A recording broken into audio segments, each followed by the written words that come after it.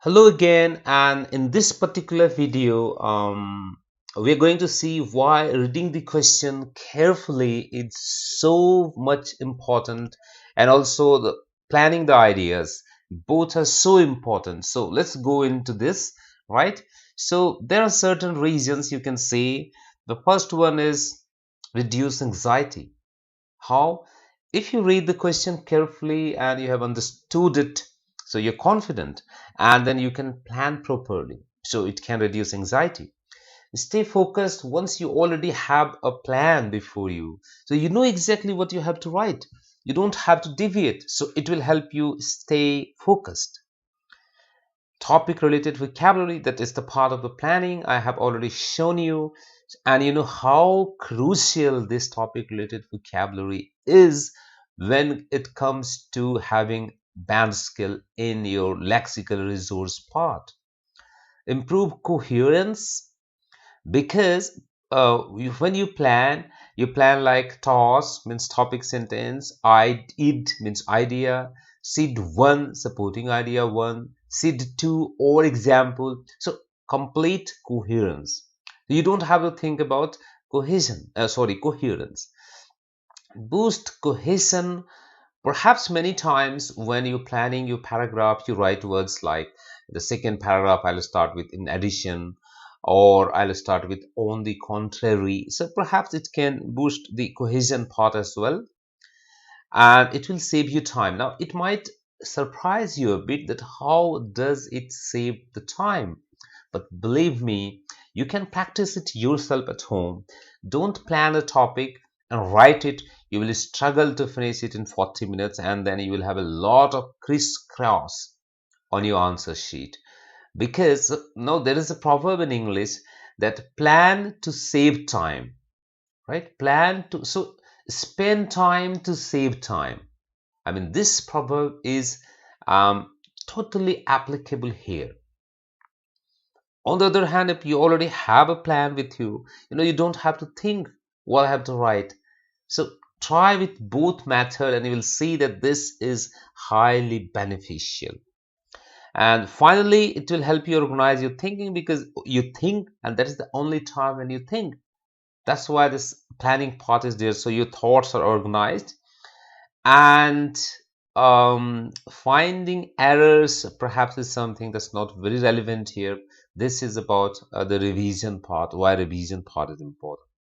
So let's try to understand that what is so special about understanding a question properly.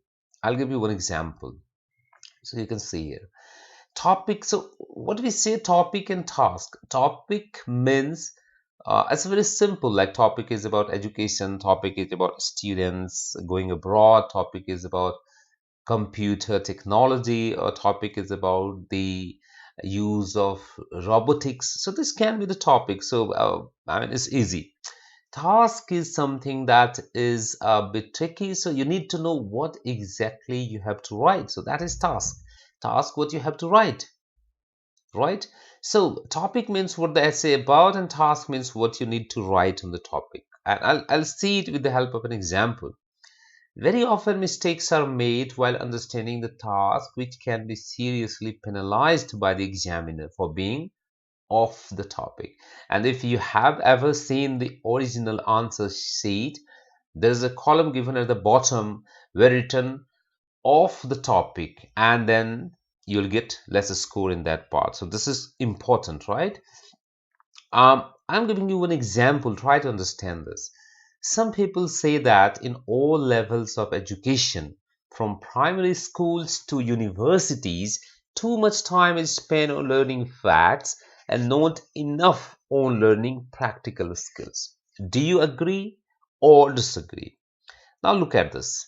Here, the topic can be education or learning facts during education, or learning practical skills during education by a student. So it can be more than one, and it does not affect the schooling, right? Understanding the topic is easy because you can just take the keyword education, learning facts, learning practical skills. So anything can be the topic. Topic just gives you idea that what exactly you're going to write with. But then Understanding the task precisely before planning is vital. Misinterpreting it can seriously affect your scoring. And this is what I'm going to show you here. So see, look at the question. Here the task is prove that how much time is spent on learning facts and not on learning practical skills. Right, this is what you have. If you agree, that means you have to prove how too much time is spent on learning facts and not on learning practical skills. If you agree, this is what you are saying. If you disagree, you're saying prove that how too much time is not spent on learning the facts and it is spent on learning practical skills. Now see, how can it be wrongly misinterpreted or wrongly interpreted? Sorry, you can see here. Now you can easily plan your ideas. You will simply say that I agree that too much time is spent on learning facts. Now question is, how will you prove it? So it is saying prove this. They are not asking you why. Now this is what you need to understand. They're not asking you why too much time is spent on learning. They're saying that, and I'll take you back to the question again. Some people say that in all level of education, from primary school to university, too much time is spent on learning facts. Do you agree? Means what? Do you agree that too much time is spent on learning facts? If you say yes, I agree, then you have to say how? Prove it. So prove that too much time is, and they're not saying why. Give the reason for this. So be careful, and this is the big difference that happens. Now let me give you the same example. I have seen many candidates misinterpret the topic, and rather than following the above mentioned approach that you can see here, this is the approach, they misinterpret the task like, why is learning facts during education good or bad, or why is learning practical skills during education? So totally deviation from the question which is asked.